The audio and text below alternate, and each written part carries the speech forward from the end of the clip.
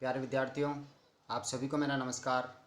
मैं डॉक्टर नेमीचंद कुमावत, सहायक आचार्य हिंदी विषय, राजकीय महाविद्यालय की आपके इस बीए प्रथम वर्ष विषय हिंदी साहित्य के द्वितीय प्रश्न पत्र हिंदी भाषा एवं साहित्य के इतिहास के आज की इस ऑनलाइन कक्षा में मैं आप सभी का हार्दिक अभिनंदन और स्वागत करता हूं। प्यारे विद्यार्थियों, हम पिछली 2 ऑनलाइन कक्षाओं से पढ़ते आ रहे हैं आधुनिक काल की तीसरी काव्यधारा छायावाद का अर्थ, परिभाषा, छायावाद के प्रमुख 4 आधार स्तंभ और छायावाद की प्रमुख काव्यगत प्रवृत्तियों को, जिसमें हमने हाल ही की पिछली ऑनलाइन कक्षा में छायावाद के आरंभिक 4 काव्य प्रवृत्तियों पर विस्तार से चर्चा कर ली है। उसी क्रम को जारी रखते हुए आज हम छायावाद की 5वीं काव्य प्रवृत्ति को पढ़ने जा रहे हैं, रहस्यवादी भावना।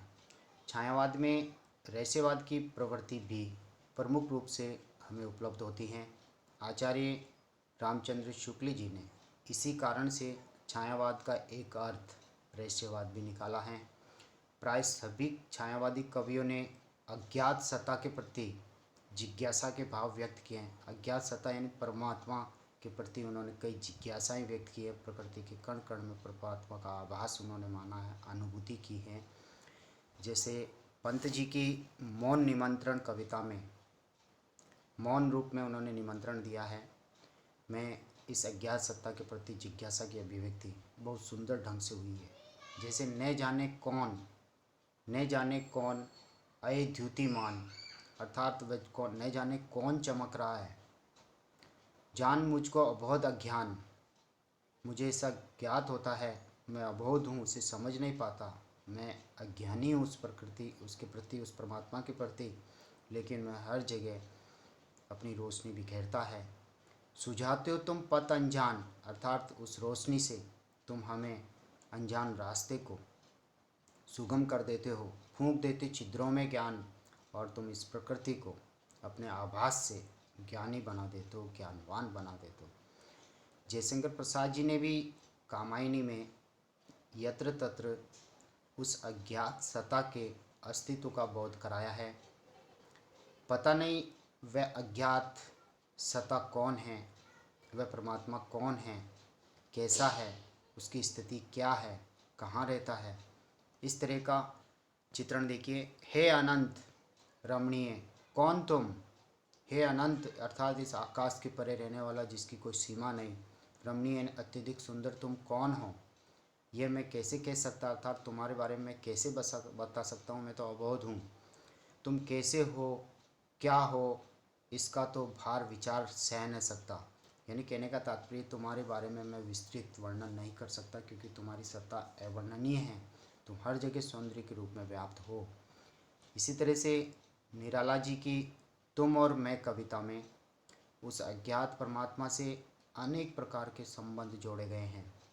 महादेव वर्मा के काव्य में तो अज्ञात प्रीतम के प्रति कई प्रकार से प्रेरणा निवेदन हमें देखने को मिलता है, और महादेव वर्मा अज्ञात प्रीतम के विरह में एक तरह से आधुनिक युग की मीरा बन के उभरती हैं। अतः छायावाद में रहस्यवादी भावना के कारण अलौकिक सौंदर्य की झलक हमें सर्वत्र दिखाई देती है। अलौकिक सौंदर्य छायावादी कविताओं में सर्वत्र व्याप्त है। छठी काव्य प्रवृत्ति की ओर हम आगे बढ़ते हैं, और छठी काव्य प्रवृत्ति एक कल्पना की व्यापकता। काल्पनिक हवाई उड़ानें इन छायावादी कवियों ने की हैं। संपूर्ण छायावादी काव्य को पढ़ने से यह तथ्य उभर कर आता है कि कवि कल्पना की वायवी उड़ानों में ही अधिक रमा है।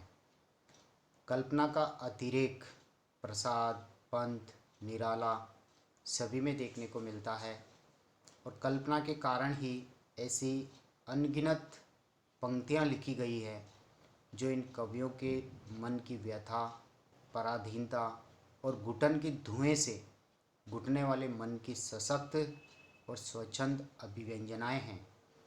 कल्पना की ये प्रवृत्ति सभी युगों में रही है, परंतु इस युग में वह नए रूप में पुनर्जीवित हो उठी है। जैसे अरि ओ चिंता की पहली रेखा, अरि ओ विश्ववन की व्याली, ये जो पंक्तियां हैं कामायनी महाकाव्य के प्रथम सर्ग चिंता सर्ग की है, जिसके रचयिता जयशंकर प्रसाद जी हैं। तो उसे जो चिंता हो रही है मनु को, उसके बारे में लिखा है। ओ चिंता की पहली रेखा, अरे विश्व वन की व्याली, तू पूरे इस वन प्रदेश की सर्पिणी है। ज्वालामुखी की विस्फोट के भीषण, जिस तरह से ज्वालामुखी का भीषण विस्फोट होता है, उसी तरह से प्रथम कंप सी मत वाली, तो बहुत मत वाली और मनुष्य के जीवन में कंपन ला देती है। हरी भरी दौड़ धूप ओ जल माया की चल रेखा, इस तरह से उसे बहुत ही चंचल रूप में चित्रित किया है जयशंकर प्रसाद जी ने। तो ये कल्पना का परिचय देते हुए ये पंक्तियाँ लिखी हैं। इसी तरह से एक पंक्ति और है, निकल रही थी मर्म वेदना करुण विकल कहानी सी, वहाँ अकेली प्रकृति सुन रही हंसती सी पहचानी सी। यानी जब प्रकृति में पहली बार जल प्रलय हो जाता है और मनु अकेला बचता है, वो हिमालय की ऊंची चट्टान पर बैठे बैठे इस मार्मिक वेदना उसके हृदय में उमड़ रही है और सारी प्रकृति जो है जल प्रलय में समा जाती है और उस करुण कहानी को सुनने वाला कोई नहीं, केवल प्रकृति चुपचाप उसे सुनती है। इसलिए लिखा है यहाँ पर जयशंकर प्रसाद जी ने चिंता सर की पंक्तियाँ, निकल रही थी मर्म वेदना करुण विकल कहानी सी, करुण कहानी कह रही थी वह वेदना, वहाँ अकेली प्रकृति सुन रही हंसती सी पहचानी सी। यानी प्रकृति का मानवीकरण भी है यहाँ पर। इसी तरह से सात्विक काव्य प्रवृत्ति है दुख और वेदना की अभिव्यक्ति। छायावादी काव्य में दुख और वेदना भाव की अभिव्यक्ति हुई है। महादेव वर्मा तो वेदना की ही कवयित्री कहलाती हैं। वे अपने वेदना भरे हृदय की तुलना मेघखंड से भी करती है। जैसे मैं नीर भरी दुख की बदली हूँ, नीर यानी जल से भरी हुई दुखों की एक बदली मात्र हूँ। विस्तृत नभ का कोई कोना, यानी इस लंबे चौड़े इस आकाश के किसी कोने में मैं उमड़ती हूँ। मेरा न कभी वह कोना अपना हो पाता है। परिचय इतना इतिहास यहीं उमड़ी कलती मिट आ चली। यानी उन्होंने अपनी पहचान बताई कि मैं क्या कौन हूँ। यानी मनुष्य जीवन क्षण भंगुर है, उस परमात्मा के सामने एक मेघखंड, एक बादल है जो कहीं जड़ता है और उसका कोई अपना स्वयं का कोई घर और ठौर ठिकाना नहीं होता। इसलिए कहा कि मैं नीर भरी दुख की बदली विस्तृत नभ का कोई कोना, यानी इस आकाश के किसी कोने में मैं उमड़ती हूँ, लेकिन मेरा कोई ठौर ठिकाना नहीं। मेरा न कभी वह आकाश का कोना न मेरा घर बनता है, तो मेरा न कभी होना, परिचय मेरा इतना ही है, इतिहास भी यही है। उमड़ी कल थी कल जन्म हुआ था, मिट आज चले आज मृत्यु को प्राप्त हो गई। अतः छायावाद में सर्वत्र दुखवाद और करुणा के स्वर हमें सुनाई पड़ते हैं। प्रसाद जी के आंसू काव्य का एक उदाहरण या द्रष्टव्य है। जो घनीभूत पीड़ा थी मस्तक में स्मृति सी छाई, घनीभूत यानी गहरी पीड़ा जो मस्तिष्क में आकर के स्मृतियों के रूप में छा गई थी, दुर्दिन में आंसू बन करके आज वह बरसने आई। यानी वही पीड़ा इन दूरदशा में बुरे दिनों में आज आंसू बन करके वही पीड़ा बाहर निकली है। तो ये वेदना की तीव्र अनुभूति है, दुख और वेदना की अभिव्यक्ति यहाँ हुई हैं। और छायावाद में निराशा और वेदना के भाव दो कारणों से उपस्थित हुए हैं, जीवनगत असफलता के कारण और तत्कालीन परिस्थितियों की प्रतिक्रिया के कारण। चिंता करता हूँ मैं जितनी उस अतीत के सुख की, उतनी अनंत में बनती जाती रेखाएं दुख की। यानी कहने का तात्पर्य, मनुष्य जितनी चिंताएं करता है उस अतीत में बीते हुए उन सुखों की जो आज विलुप्त हो चुका है जल प्रलय के कारण, और उतने ही जितना याद करोगे उतनी ही चिंता की रेखाएं, दुख की रेखाएं मनुष्य के सामने उपस्थित होती जाती है और वो और अधिक बेचैन होता जाता है। अरे अचानक हुई बड़ी आपदाओं की वृष्टि, अचानक ही है आपदाओं की बरसात हो गई थी। तो ये वेदना और दुख की अभिव्यक्ति छायावादी काव्य में हमें अनेक प्रकार से देखने को मिलती हैं। और अगली जो काव्य प्रवृत्ति हैं वह है प्रकृति का मानवीकरण। छायावादी कवियों ने प्रकृति के प्रति अपना विशेष अनुराग व्यक्त किया है। प्रकृति के मृदु और मोहक चित्रों की एक लंबी श्रृंखला इस काव्य में मौजूद हैं। आलंबन, उद्दीपन, मानवीकरण आदि अलंकारिक आदि कितने ही रूपों के संदर्भ में प्रकृति एक खुली किताब बनकर के सामने आई है। सुमित्रानंदन पंत को तो प्रकृति का चित्रित कवि के रूप में भी ख्याति प्राप्त हुई है। पल्लव पंत जी का कामायनी, प्रसाद जी की परिमल, निराला जी, यामा, महादेव वर्मा आदि में हमें प्राकृतिक सुषमा का भंडार भरा हुआ दिखाई देता है। सुमित्रानंदन पंत तो प्रकृति के कुशल चित्रे कवि हैं। पंत जी ने लिखा है जैसे, छोड़ ध्रुवों की मृदु छाया, ध्रुवों यानी पेड़ों की मीठी मीठी छाया, छोड़ ध्रुवों की मृदु छाया, तोड़ प्रकृति से भी माया, यानी इस प्रकृति से भी संबंध जोड़े, यानी नारी की उपेक्षा करके एक तरह से। बाले तेरे बाल झाल में कैसे उलझा दूं लोचन, भूल अभी से इस जग को, यानी संसार को झूल करके, इस प्रकृति को भूल करके, इन प्रकृति की इस छाया को, उसकी अनुभूति को मैं छोड़ करके, इस मायावी इस प्रकृति को छोड़ करके जिसमें मैं पूरी तरह से रमा हुआ हूँ, हे बाले तेरे से प्रेम करके, तेरे इस बाल झाल में मैं कैसे मेरे नेत्रों को उलझा दूँ, कैसे तुमसे प्रेम कर लूँ। तो यहाँ नारी की उपेक्षा करके प्रकृति से प्रेम संबंध जोड़ने की बात पंत जी कहते हैं। इसी तरह से धीरे धीरे हिम आच्छादन हटने लगा धरातल से, जगी वनस्पतियाँ अलसाई मुक्त होती शीतल जल से। यहाँ प्रकृति का मानवीकरण है, क्योंकि जागता केवल मनुष्य है, नींद से मनुष्य जागता है, वो आलस्य तोड़ता है, वही शीतल जल से अपने आलस्य को दूर करने के लिए मुख को धोता है। लेकिन यहाँ प्रकृति को बताया गया धीरे धीरे हिम आच्छादन यानी बर्फ का आवरण हटने लगा था पृथ्वी तल से, और जगी वनस्पतियाँ अलसाई आलस्यग्रस्त वनस्पतियाँ जागने लगी, आलस्य तोड़ने लगी, और मुक्त होती शीतल जैसे, यानी ठंडी ठंडी मधुर मधुर प्रातःकाल हवा चलती है और उसकी बूंदें जैसे नीचे गिरती है पत्तों से, ऐसा लगता है कि प्रकृति अपने मुख को धो रही है। तो ये मानवीकरण अलंकार का प्रयोग किया है यहाँ पर। तो हमने इन 8 काव्य प्रवृत्तियों को विषयगत प्रवृत्तियों के रूप में चयनित करते हुए हमने अध्ययन किया है। अब हम चलते हैं विचारगत प्रवृत्तियों की ओर। और विचारगत प्रवृत्तियों में पहली प्रवृत्ति है तत्व चिंतन, यानी दार्शनिकता की प्रधानता हमें छायावादी काव्य में मिलती हैं।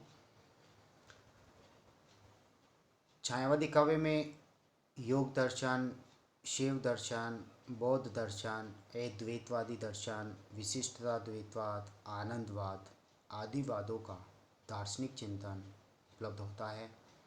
तात्पर्य ये कि उक्त दार्शनिक तत्वों की व्याख्याएं छायावादी काव्य में अभिव्यक्त हुई हैं। जैसे छायावाद में सर्वात्मवाद को स्वीकारा गया है, साथ ही बौद्ध एवं शैव दर्शन का समन्वय भी का मायने में किया गया है।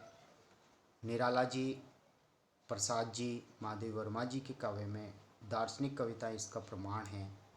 दार्शनिक क्षेत्र में छायावाद सर्वात्मवाद का पोषक रहा है। जैसे ये पंक्ति हैं सामने, विषमता की पीड़ा से त्रस्त हो रहा स्पंदित विश्व महान, यही दुख सुख विकास का सत्य, यही भूमि का मधुमय दान। यानी विषमता का तात्पर्य है कि इस प्रकृति में कोई भी मनुष्य समान नहीं है, समाज में हर मनुष्य समान स्तर का नहीं है, धन संपदा स्थिति सभी से देखा जा सकता है। तो हर मनुष्य विषमता की पीड़ा से, ये क्यों हम में इतना भेदभाव है, सामाजिक समानता क्यों नहीं है, तो इस भेदभाव की पीड़ा से ही, ऊंच नीच की भावना के कारण ही, छोटे बड़े की भावना की पीड़ा से सारा संसार त्रस्त हो रहा है स्पंदित विश्व महान। और वो सक्रिय हैं, संचालित हैं कि मैं सबके बराबर आ जाऊं, सारा संसार एक हो जाए, वसुधैव कुटुंबकम की भावना, एक परिवार के रूप में हम इकट्ठे हो जाए। यही दुख सुख विकास का सत्य है, यानी ये सुख दुख प्रकृति का एक अटूट नियम है। रात और दिन की तरह अनवरत क्रम से मनुष्य के जीवन में सुख और दुख की घड़ियाँ आती रहती है, और यही इसी वजह से मनुष्य का विकास होता है। अन्यथा सुख ही सुख रहेगा तो मनुष्य आगे की सोचेगा ही नहीं। दुखों का आगमन होने से उन दुखों को दूर करने के लिए मनुष्य विकास के पथ पर अग्रसर होगा, और यही भूमि का मधुमय दान है, यानी विधाता का ये मधुर वरदान इस मनुष्य पे कि सुख दुख का अनवरत क्रम चलता रहेगा, पीड़ाओं से वो ग्रस्त होगा, तभी वो विकास पथ पर आगे बढ़ेगा। अगली काव्य प्रवृत्ति है सर्वात्मवाद। प्यारे विद्यार्थियों, इस 10वीं काव्य प्रवृत्ति से हम अगली ऑनलाइन कक्षा में पढ़ेंगे।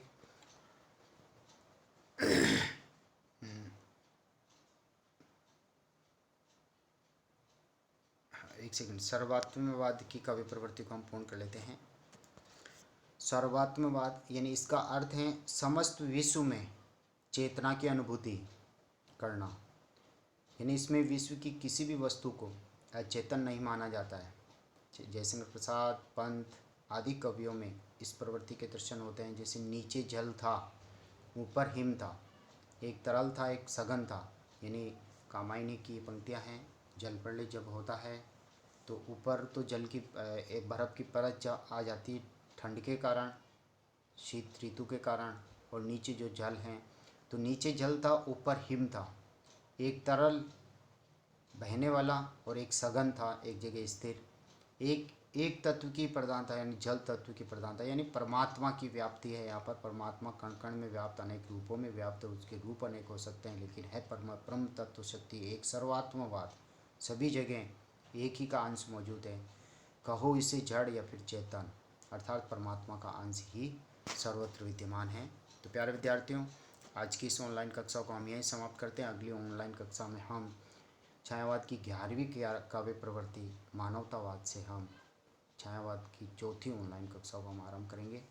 आज की इस ऑनलाइन कक्षा को हम यहीं समाप्त करते हैं। आप सभी से आग्रह है कि कॉलेज के यूट्यूब चैनल पर, जिस पर ये वीडियोज अपलोड हो रहे हैं, आप अपनी ऑनलाइन स्टडी कर रहे हैं, तो आपसे आग्रह है कि इस यूट्यूब चैनल को आप सब्सक्राइब जरूर करें, साथ ही इन वीडियोज़ को आप लाइक करें। आप सभी को पुनः बहुत बहुत धन्यवाद। जय हिंद, जय भारत।